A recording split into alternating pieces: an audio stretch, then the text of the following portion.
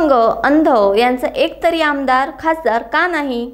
शेतकऱ्यांना न्याय का मिळत नाही? लढण्यासाठी मनगटात जोर लागतो आणि तेव्हाच आपण हक्काची लढाई लढू शकतो. जगाच्या पाठीवर असे लढे सुरू आहेत. गावागावात भांडणे लागली की सरकारला कोण विचारणार? जातीच्या लढाईत उतरलो असतो तर आज 15 आमदार घेऊन मंत्री झालो असतो, पण आम्ही आज शेतकऱ्यांसाठी लढतोय असे आज जाहीररित्या प्रहारचे नेते बच्चूभाऊ कडू यांनी बोलताना सांगितले. आज रत्नागिरीत प्रहार जनशक्ती पक्षाची हक्क यात्रा आली. या यात्रेच्या निमित्ताने स्वातंत्र्यवीर सावरकर नाट्यगृहात सभेचे आयोजन करण्यात आले होते. नको तिथे जाण्याची स्पर्धा लागली आहे. लग्नात नाही गेला तर लग्न काही राहत नाही, पण तिथे पहिले जाणार आमदार खासदार. एखादी मिरवणूक असेल तिथे जाणार, पण ज्याला 2 पाय नाही, हात नाही, डोळे नाही, त्याचा एक तरी देशामध्ये एखादा आमदार खासदार दाखवा का त्याचं घर स्वतःच्या निधीतून उभं केलं म्हणून. आम्ही मंदिरं बांधायला पैसे देतो, मस्जिदी उभे करायला पैसे देतोय, पुतळे उभे करायला पैसे देतोय, पण त्या मस्जिद आणि मंदिराच्या मधात माझ्या दिव्यांगाचं जर पडलं असेल तर ती बांधण्याची अक्कल तुम्हाला येणार कधी ते विचारतोय. आमच्या सगळ्या संतांनी हे सगळं सांगितलं होतं. गाडगेबाबा असेल, तुकाराम महाराज असेल, तुळोजी महाराज असेल, या सगळ्यांनी याच्यातच खऱ्या अर्थानं देव पाहिलेला होता. आणि हे काम करणं अधिक महत्वाचं आहे. खरं तर तुम्हाला आम्हाला सगळ्यांना जातीपाती धर्मात अडकून ठेवलेला आहे आणि फार व्यवस्थित अडकवला. ते निघत नाही. मी किती काही सांगण्याचा प्रयत्न केला आणि तुम्हाला किती काही पटवून सांगितलं, जरी तुम्ही दुःखी असले, जरी वेदना असेल, तरी तुम्हाला जात आणि धर्म हा मेल्यावरही जात नाही. बरं, जात अशी आहे का ते मेल्यावर सुद्धा आपल्या मागे चिटकली असतं. धर्म असंच आहे. धर्म म्हणजे नेमका काय तर एकाचा भगवा झेंडा, दुसऱ्याचा हिरवा झेंडा, झाला धर्म, संपला. धर्म इथं येऊन थांबता आणि इथंच संपतोय. खरा धर्म हा आहे जो आमच्या तुकाराम महाराजांनी सांगितला, जे का रजले गांजले त्यासी गुणे जो आपुले, तोची साधू ओळखावा, देव त्यासी जाणावा. हा धर्म खरा आहे. तो विसरला आणि रंगाचा, झेंड्याचा रंगाचा धर्म तुमच्या आमच्या काळजात घातलाय. कारण मनगडात जोर ज्याच्या नसतं ना ते धर्म आणि जात घेऊन चालतं, आणि ज्याच्या मनगडात जोर असतं ना ती हक्काची लढाई लढत असतं. कारण ती लढाई फार महत्त्वाची आणि त्या हक्काची लढाई या देशातील हद्दपार झालेली आहे. जगाच्या व्यासपीठावर आज आम्ही पाहिलं का जगाच्या व्यासपीठावर बोलतो, मी भारत नाही बोलत. जगाच्या व्यासपीठावर ही लढाई अशीच चालू आहे.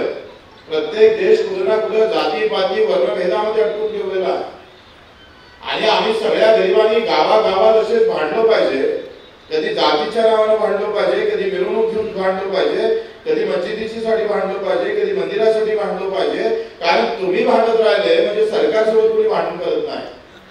सरळ अर्थ आहे. म्हणजे आम्हाला समजायला किती वेळ लागणार आहे? आयुष्य जाईल.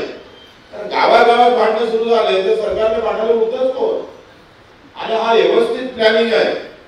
हे सगळे पक्ष आम्ही पाहतोय, हे सगळं राजकारण तुम्ही पाहतोय. गरीब म्हणजे ते गावातलं बोकड कापाचं असताना तसं आणून ठेवलेला शेतकरी शेतमजूर. दिव्यांग तर दुरून दुरून दुर्बीण पाहत होते लोक, जवळून पाहायची सोडा. मी 2004 मध्ये आमदार झालोय. मी तुमच्या रेकॉर्ड तपासलं त्या विधानसभेचं, कोणतरी त्या दिव्यांगासाठी बोलला असेल त्या महाराष्ट्राच्या विधानसभेत, सापडलंच ना.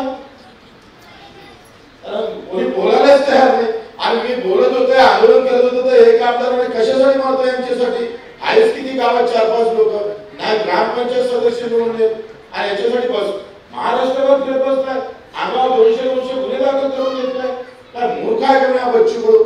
हाव मी मूर्ख आहो आणि तुझ्यापेक्षा जास्त मूर्ख असतात. पण तू ज्याच्यासाठी मूर्ख आहे ना बच्चू कडू त्याच्यासाठी मूर्ख नाही आहे. सगळ्या गोष्टी राजकारणासाठी नाही तर आशीर्वादासाठी करावं लागतं. म्हणून आशीर्वाद घेता आला पाहिजे. ते मंदिरात नाही भेटत, ते मस्जिदीत नाही भेटत. किती नमाज पढ़ा कहीं मिलता नहीं. पैगंबर ने ये कहा था, मराठीत सांगतोय.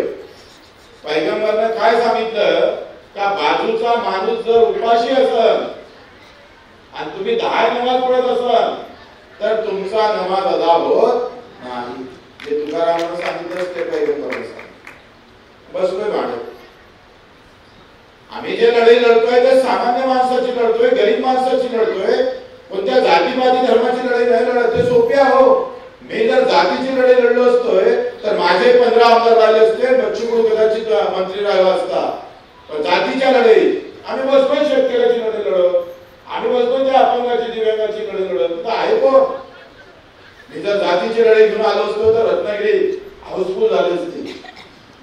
धर्माच्या लढाईमध्ये हाऊसफुल होतं माणूस, हक्काच्या लढाईत नाही होत. कारण त्यांना लढणं समजत नाही. त्यांना त्यांच्या प्रश्नापासून व्यवस्थित दूर केलेला आहे. काय देशाची मूर्खता आहे. एवढी मोठी गंभीर गोष्ट का 75व्या वर्षापासून ते केंद्र सरकार फक्त 200 रुपये महिना देतं दिव्यांगाला. 200 हे तर आम्ही भांडत आलोय. मागे ते राम मोघे का मेघे होते कोणतरी, ते सामाजिक न्याय मंत्री होते आणि आम्ही त्यांच्या बंगल्यात घुसलोय. 5-6 दिव्यांग मंत्री मागच्या दारातून पळाला, दिसलाच नाही आम्हाला. आम्ही 2 दिवस घर ताब्यात घेतलंय.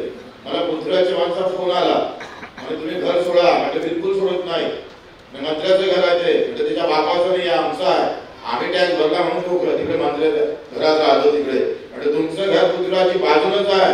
इथं सोडायला लावा ना तर मी तुमच्या घरात दुसऱ्याशिवाय राहणार नाही. ते तेव्हा मुख्य होते आणि त्यांनी तेव्हा लगेच दिल्लीचा दौरा रद्द केला, बैठक घेतली, 5 शासन निर्णय काढले दिव्यांगाचे. काय हे सगळे आमचे जे मच्छीमार असेल, काजू उत्पादक असेल, नारळ उत्पादक असेल, धान उत्पादक असणार, तुमच्या आंबा उत्पादक, आपण आता निवडणुका हे थोडंसं होऊ द्या इतक्या खेळणं यांच्या. जिल्हा परिषद, पंचायत समिती, तुमच्या त्या नगरपालिका, कारण आजकाल सगळे गावागावात सगळे जण पक्षाचे एवढे पक्के असतं राव, हे त्यांची डोक्यात अशी कल्पना असतं का बाप मेला तर चालते, नेता मेलाही पाहिजे. आमची मानसिकता गावात गावात काय झाली का बाप मराठी मानसिकता आहे. बाप मेला तरी चालेल पण नेता मेला नाही पाहिजे, एवढे निष्ठावंत आहे. आणि मी नेहमी सांगतोय का बच्चू कडूवर निष्ठा ठेवू नका. निष्ठा ठेवायची असेल तर आपल्या माय बापावर ठेवा, त्याच्यानंतर आमच्या मातृभूमीवर ठेवा. दुसऱ्यावर निष्ठा ठेवायची गरजच नाही. काय गरज नाही. सूत्र आहे, सरळ सूत्र आहे.